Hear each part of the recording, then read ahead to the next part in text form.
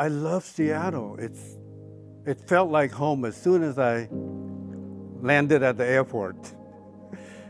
It's just a funny feeling. And you know, when you get out of the airport, you walk out on the sidewalk there and you smell the briny air. It's like this beautiful air that is so fresh. I think life is a gift. And I've been really fortunate to have a very good life.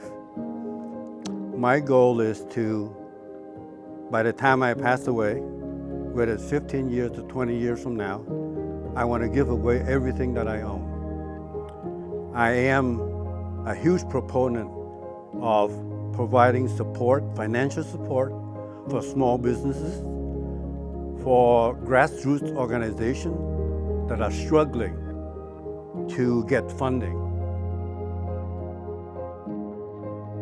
Essentially, our role is to harness collective resources to do good in this community. So there are folks with wealth that decide that they want to invest back in Seattle as a region. They choose us as the partner to help them think about where they can invest, where they can do philanthropy, and ultimately we want to be in a place where we can help them do their philanthropy, but also help them understand how they are part of strengthening our community by how they partner with folks on the front lines. I find myself fighting for a just democracy and just being there and allowing myself to be myself, allowing myself to bring my own skills and experiences, tearing down the imposter syndrome, and using my voice to help others use theirs as well. We have an operational theory to advocate for policy change for our communities in different focus areas. But there's 4 pillars of how we do that, and that's through policy advocacy, that's through research and education, community-based research and education, that's through community outreach, which is one of the most important, and then lastly through agency accountability. And so what that looks like is showing up during elections, showing up during legislative sessions. That looks like doing the research on the different focus areas such as housing and economic needs, environmental justice, criminal legal reform, and just civil rights in general. My way of working towards a just democracy is making sure that I'm always in that room, but also making sure that I'm making space for others to be there as well.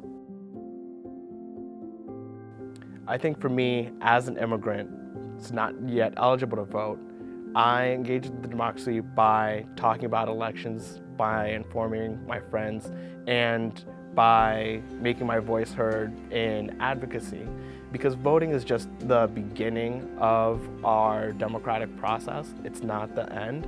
And everyone should be able to make their voice heard, be able to communicate the needs that they have and they want to be addressed for their communities, and to have that be responded to by the people who are elected to work on those issues. And it's something that everyone can do, and is one way that I contribute.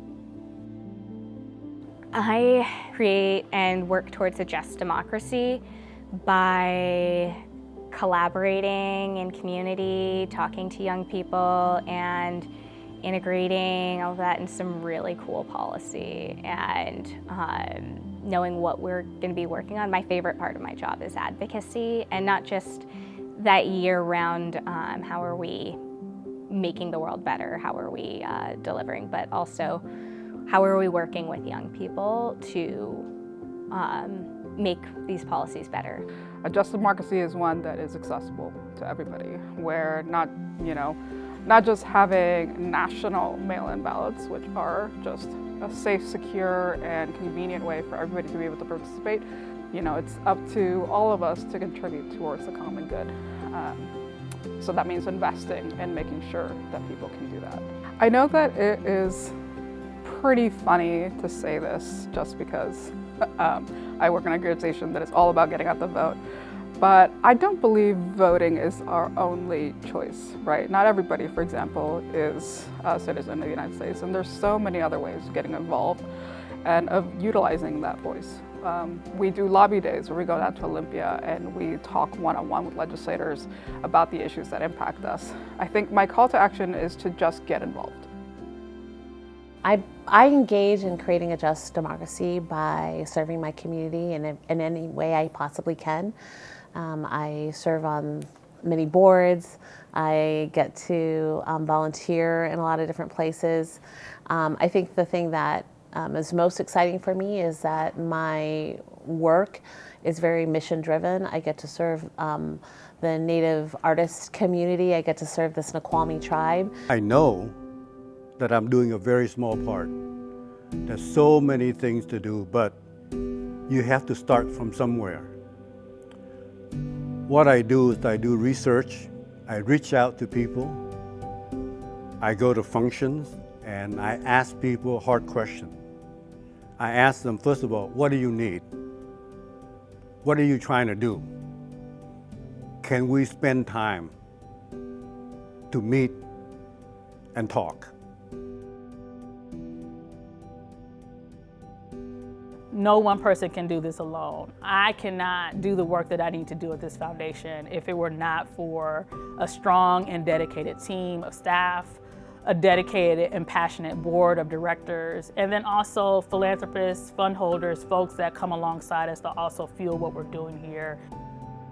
I think as philanthropists, we have to also trust in organization, trust that they are the expert, trust that they know what they're doing, and we are just basically facilitators, not to dictate how organizations should do their work, but do our due diligence and trust them and give them unrestricted funding.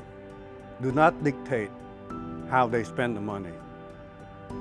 That is the first basic thing for me as a philanthropist, trust.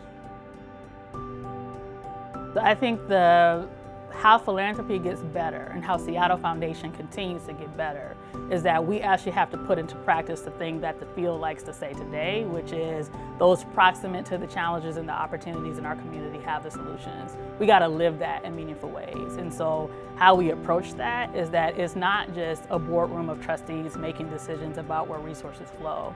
We do everything from what is called participatory grant making, meaning that you have folks from community that are leading organizations or are deep in neighborhoods, sitting at tables with our team, but our team is listening to them and learning from them where resources need to move.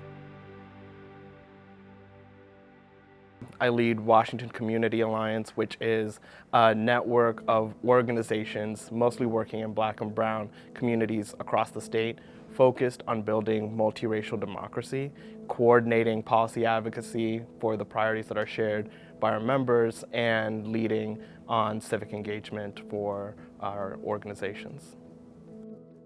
For the people that are in positions of power, maybe for some incumbents who actually rely on communities being split, they might not support it, but overwhelmingly, people understand that if you are 30% of the vote, you should get 30% of the representation.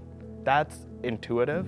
What's not intuitive is the idea that you might be 51% of a district vote and then get 100% of the representation for that district. And so I think everyday people understand that and they support it, and it's why cities like Portland have passed it. It's why we were able to pass ranked choice voting over the billionaire-funded alternative.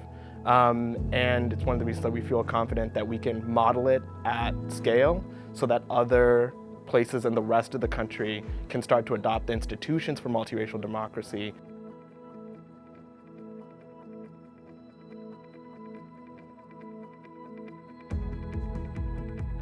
The Washington Bus is a youth-centered nonprofit that focuses on getting out the vote with a particular focus on the communities that have been marginalized from political processes, so BIPOC folks, queer folks, folks with disabilities, and really turning out young voters. The Washington Bus needs to exist because we are talking to the people that campaigns aren't talking to. We're talking to young people and getting them excited about politics. We're doing leadership development and investing specifically in the young folks that aren't going to have the same pipelines into politics, into advocacy that some folks have. And we really have a great way of supporting people in their development of becoming who our communities need to represent us, and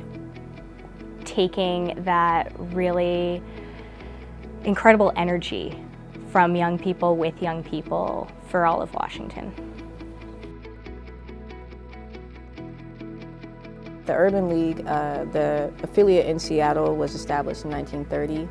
We are a nonprofit organization. Our demographics are Black and other underserved communities in the greater Seattle area, and we work to empower them and educate them to advance our communities. I'll speak on behalf of my department, which is Advocacy and Civic Engagement. We're a pretty new department at Urban League. The Urban League didn't have Advocacy and Civic Engagement department until around 2020. And so for a while we operated as a direct service provider for the Black community, for other underserved community members in the Seattle area. And what we noticed is that there is a gap in how the community is involved with policy decisions, with budget decisions. And that can be filled by not only educating community on what that gap is, but also giving them the opportunity to fill it themselves.